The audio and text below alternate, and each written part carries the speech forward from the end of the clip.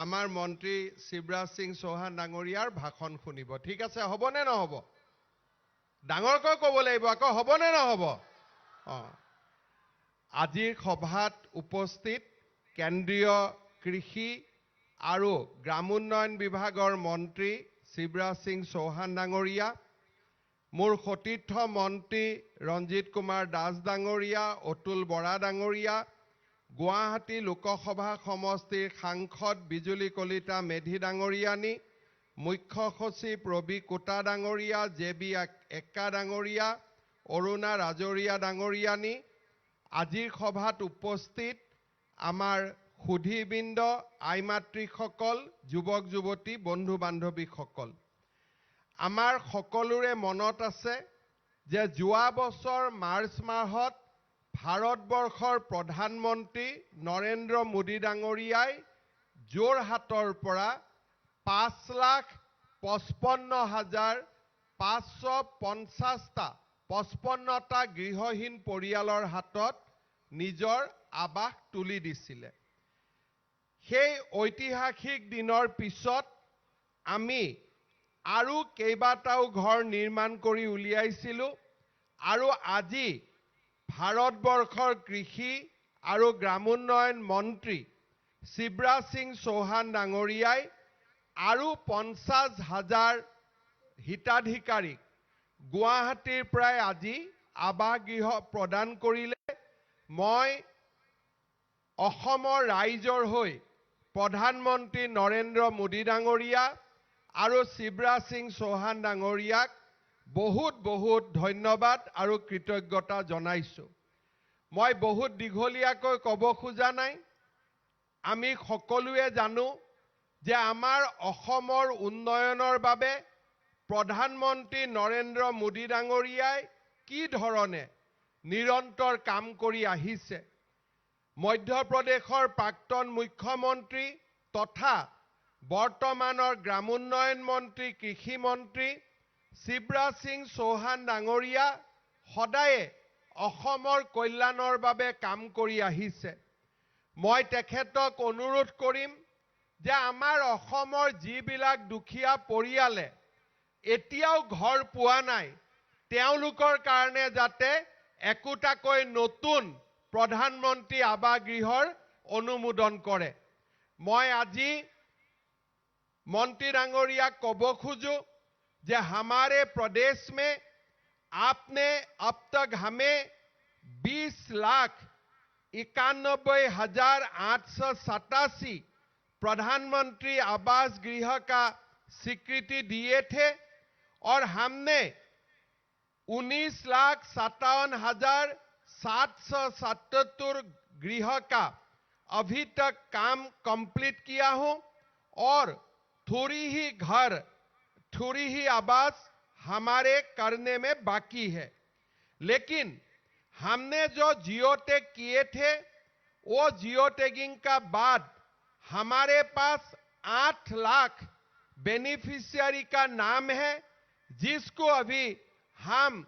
आवास देने में असमर्थ है। लेकिन थोड़ी ही दिन पहले आपने 1,71,000 नया आवास का स्वीकृति दिए थे और लगभग और आगे जाके अगर मुझे 6 लाख घर मिल जाता हूं तो पहला शरण में जितना आवास का जियो टैगिंग हुए थे সকলোৱে একোটাকৈ ঘৰ পাই যাব। অৰ্থাৎ আজি আমাৰ অসমৰ কাৰণে আৰু যদি আমি 6 লাখ ঘৰ পাওঁ তেতিয়াহলে যিসকলে জিও ট্যাগিং কৰি থৈ দিছিলে সকলোৱে ঘৰ পাবলৈ সক্ষম হ'ব।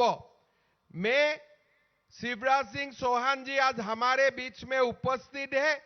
मैं असम वासियों का ओर से आपको यही निवेदन करूंगा कि जब भी आपका व्यवस्था होते हैं तब हमें और 6 लाख गृह का अनुमोदन दीजिए, घर का अनुमोदन दीजिए, तब हमारे पहला सूची समाप्त हो जाएंगे। साथ में मेरा आपके लिए और एक विनम्र निवेदन है। अभी आपने प्रधानमंत्री आवास योजना का जो न्यूनतम मानदंड है उसको काफी आपने घटाया है और अभी नया लोगों को भी घर मिलने का उम्मीद जागा है, इसलिए आपने इनका जो मानदंड है ये थोड़ा आपने उदारीकरण किए हैं। मेरा आपसे एक निवेदन है, हमेशा ये एक कंप्लेन होते हैं कि जो हम जियो टैगिंग करता हूं वो समय हमारे अधिकारी का ऊपर लोगों का कंप्लेन होते हैं कि जब भी हम लोग जाते हैं कुछ ना कुछ हिताधिकारी से, बेनिफिशियरी से हम लोग रिश्वत भी लेता हूं। सच है झूठ है अलग बात है, ऐसा भी कंप्लेन रहते हैं। इसीलिए मैं आपको निवेदन करता हूं, इस बार असम को एक इजाजत दीजिए। हमारा महिला सेल्फ हेल्प ग्रुप से ही इस बार हम जियो टैगिंग करवाना चाहता हूं। अर्थात मैं ठीक है कोई सुने ना, এইবাৰ আমাৰ জিঅ' টেগিং মহিলা আত্মসহায়ক গ্ৰুপে নিজে যদি কৰি দিয়ে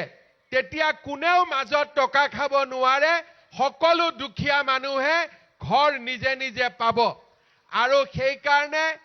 मैं अनुरोध करिसु असम को एक इजाजत दे के आप देखिए, अगर काम अच्छा होते हैं बाकी देश में भी आप कर पाएगा। कम से कम असम में इस बार जियो टैगिंग हमारे जो माताओं है उनको करने का इजाजत दीजिए, हम लोग अच्छा काम करके आपको दिखाऊंगा।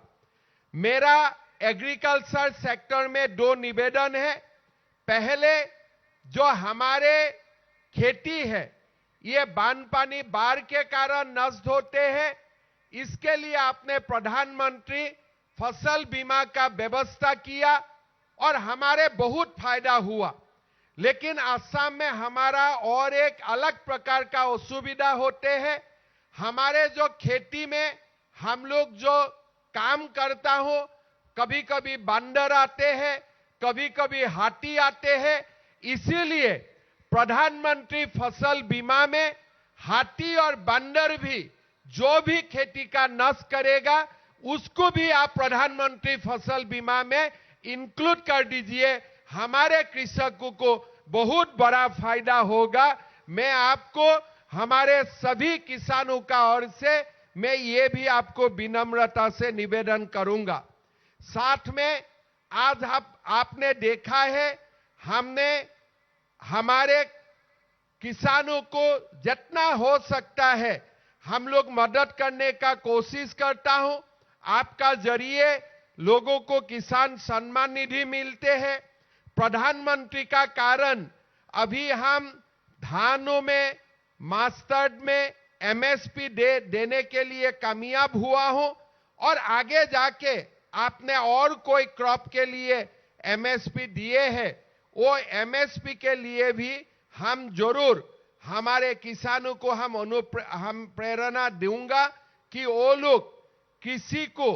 एक अच्छा किसान का नाते एक हमारे असम का कृषि क्षेत्र का विकास के लिए काम करे। लेकिन किसानों को हमारे जो इनपुट है और फार्म मशीनरी है ये लगातार हमारा जरूरत होते हैं। मेरा आपको निवेदन है असम के लिए जो भी एलोकेशन है थोड़ा सा और बढ़ा दीजिए, हम अच्छा से काम करूंगा। और आप अगर हमारे डिपार्टमेंट को और ये साल कम से कम 200-300 करोड़ और ज्यादा दे देते हैं तो हम अच्छा से काम करके दिखाऊंगा और किसानों को भी हम मदद करूंगा। मेरा यही आपसे निवेदन थे। प्रथमते मैं एटाई रिक्वेस्ट करिसु जे आमार 6-7 लाख मानुहे जे एतियाও घर पाब बाकी आछे तेओलोকক जाते आमार घर दिए, जिসকলৰ जियो टैगिंग हुआ नाई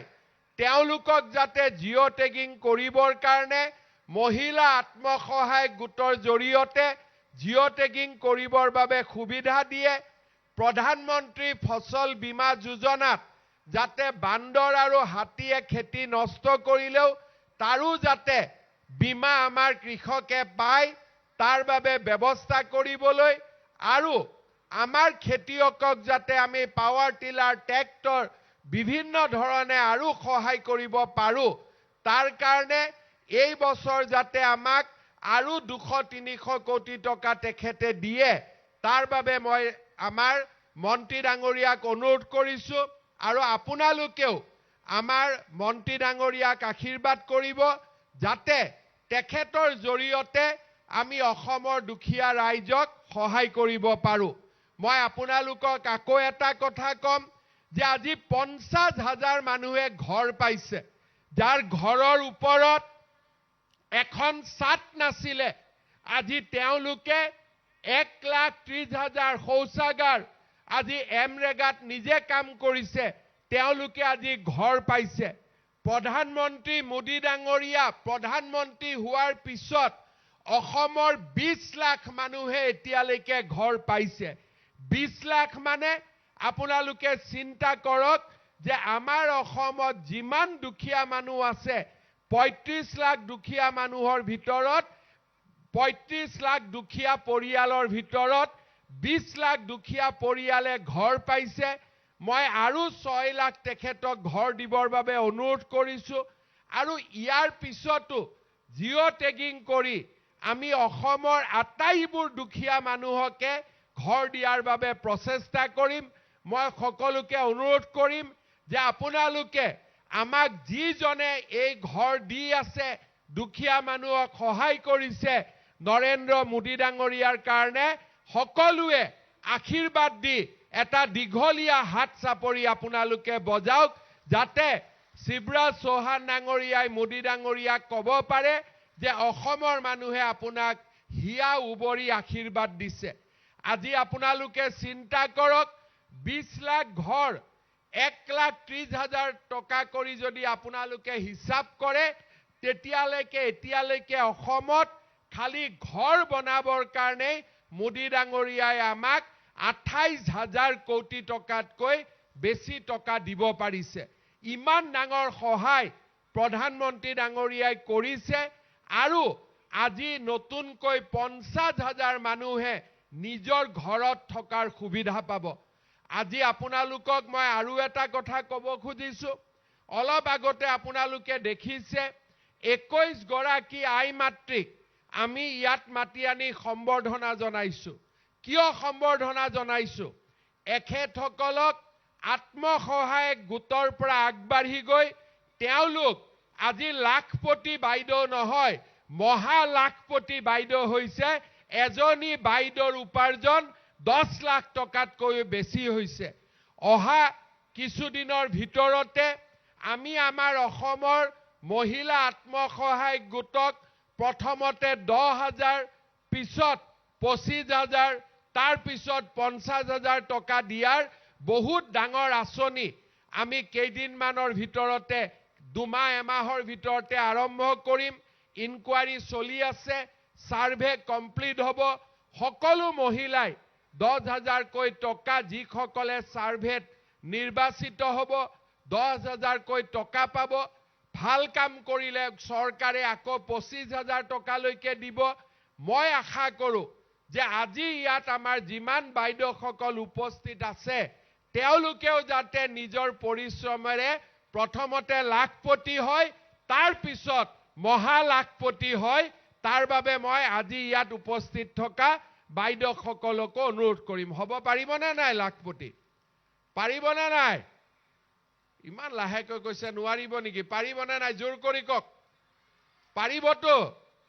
ঠিক আছে আপোনালোকক মই নতুন বছৰৰ শুভেচ্ছা জনালো মাঘ বিহু আহি আছে বিহুৰ শুভেচ্ছা জনালো মই বহুত অনুৰোধ কৰিলো এতিয়া আমাৰ মন্ত্ৰী ডাঙৰীয়াই কি কয় আপোনালোকে সুন্দৰ কৰি তেখেতৰ কথা শুনক এইখিনিকে মোৰ বক্তব্য ৰাখি মই মোৰ বক্তব্যৰ সামৰণি মাৰিছো মোৰ লগত একেলগে ক'ব ভাৰত মাতা